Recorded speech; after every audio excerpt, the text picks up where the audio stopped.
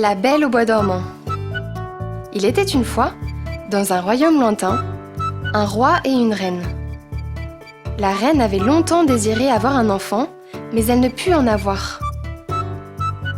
Un jour, le miracle se produisit finalement et toutes les cloches du royaume retentirent pour annoncer la naissance d'une princesse. L'enfant était si belle et si douce que le roi ne put contenir sa joie. Il organisa une grande fête et invita tous ses amis, familles et voisins. Toutes les 7 déesses fées furent également invitées à la fête royale afin de remettre leurs cadeaux à la petite ange. Très tôt, les fées étaient réunies autour du bébé et l'une après l'autre avait commencé à présenter leurs cadeaux sous forme de bénédiction. La plus jeune d'entre elles souhaita que la princesse devienne très belle en grandissant.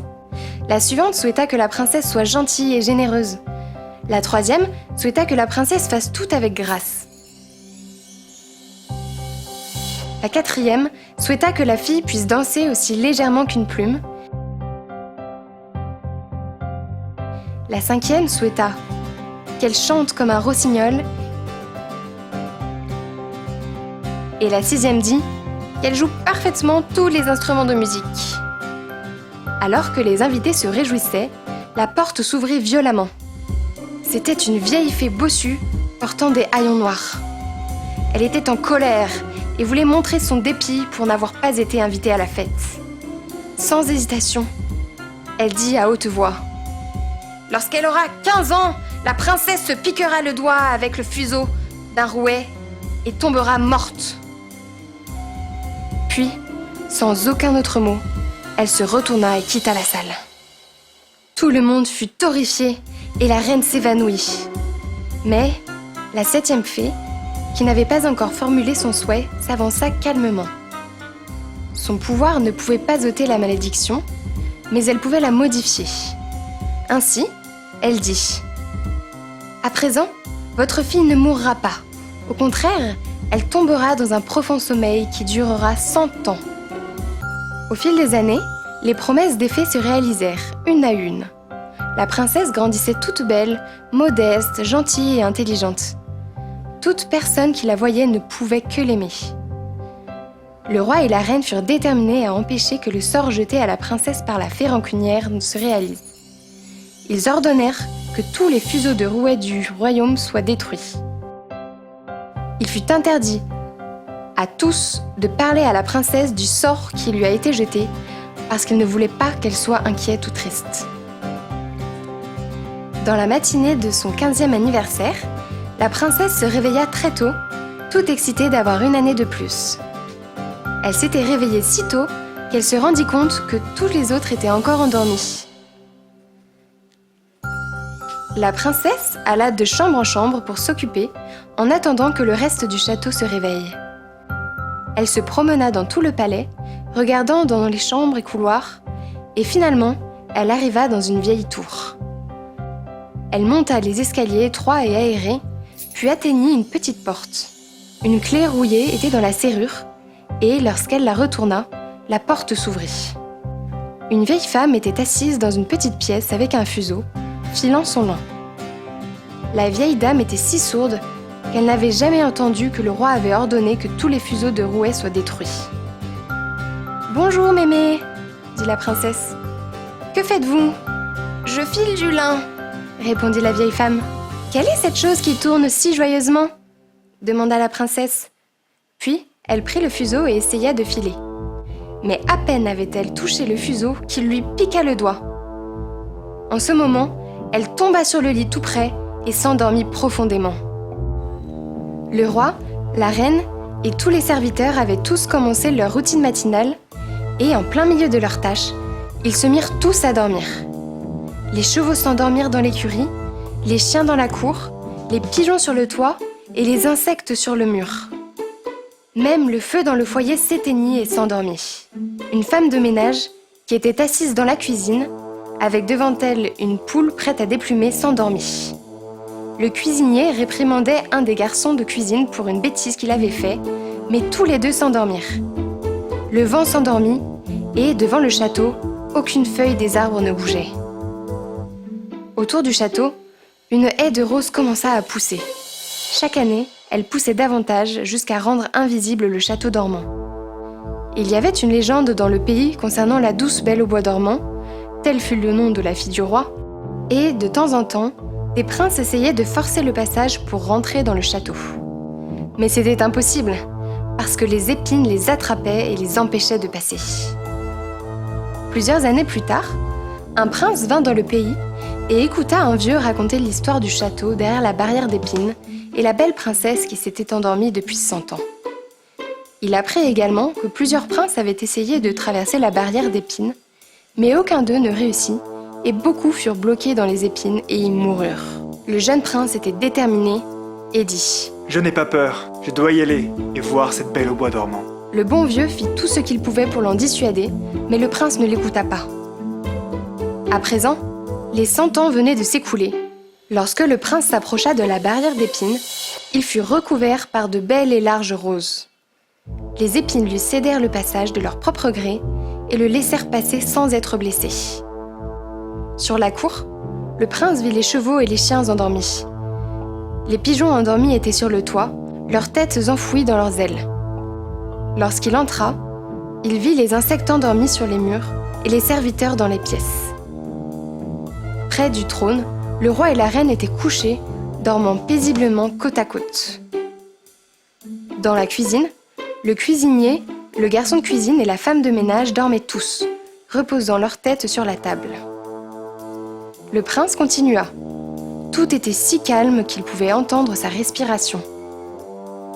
Finalement, il arriva à la vieille tour et ouvrit la porte de la petite pièce dans laquelle dormait la princesse. Elle était couchée là, si belle qu'il ne put détacher ses yeux d'elle.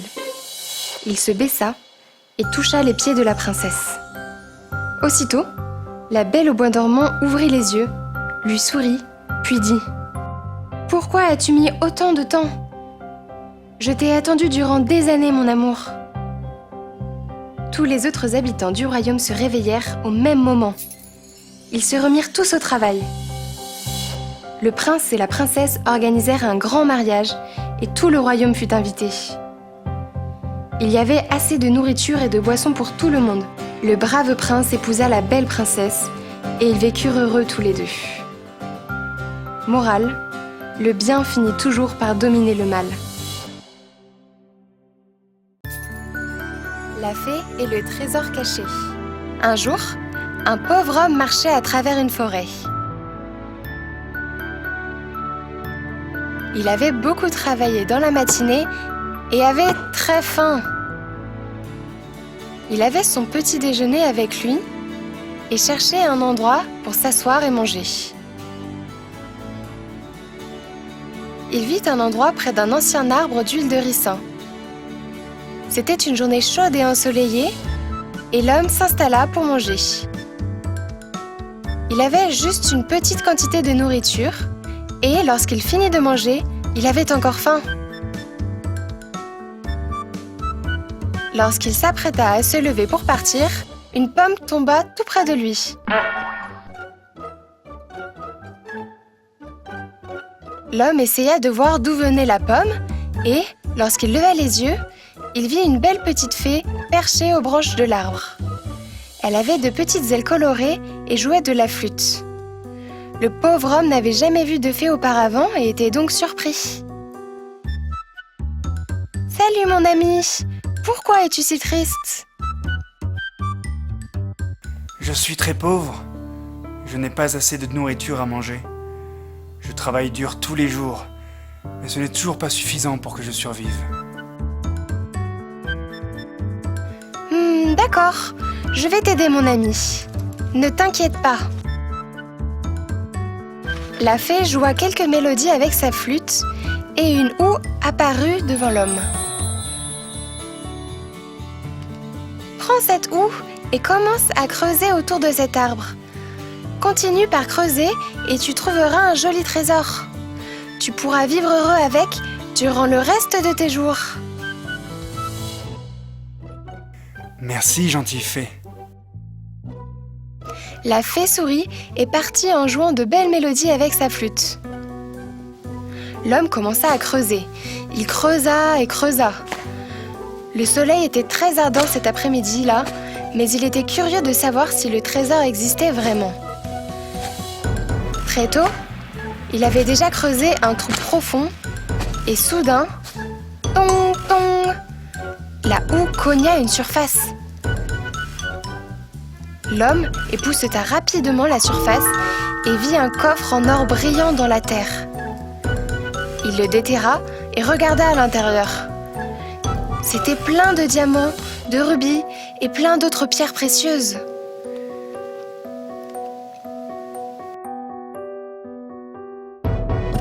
L'homme était très content et très reconnaissant envers la fée.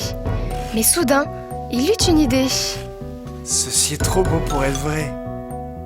Mais un instant. Et si ceci ne m'appartenait pas, ce serait du vol.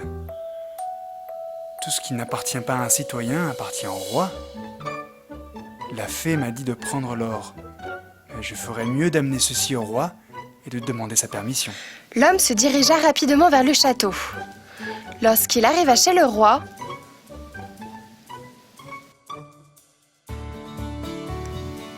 ce dernier lui demanda: « Dis-moi, pauvre homme, que fais-tu ici et qu'as-tu entre les mains ?» Sa Majesté, quelque chose d'étrange m'est arrivé aujourd'hui lorsque je prenais mon déjeuner. Une fée m'est apparue et m'a dit de creuser autour de l'ancien ricin commun. Elle a dit que je trouverais un trésor. Et ce fut le cas.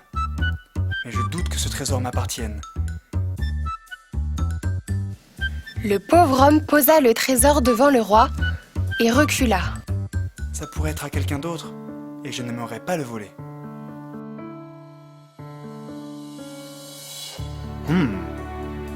Ceci est un très bon trésor que tu as trouvé, mon ami. Mais j'apprécie ton honnêteté. J'ai besoin de personnes loyales pour travailler pour moi ici au château. Je ferai de toi mon trésorier. Tu seras en charge de toutes les richesses du royaume. Ton honnêteté est un cadeau. Sers-moi toujours bien et tu vivras heureux ici. Et encore une chose. Prends ce trésor. Ça t'appartient. Garde-le. La fée t'a fait un cadeau et c'est aussi mon cadeau pour ta loyauté. Je suis honoré et reconnaissant envers vous, mon roi. Je promets d'être toujours loyal et de bien vous servir. La vie du pauvre changea à partir de ce jour, mais son honnêteté demeura la même pour toujours.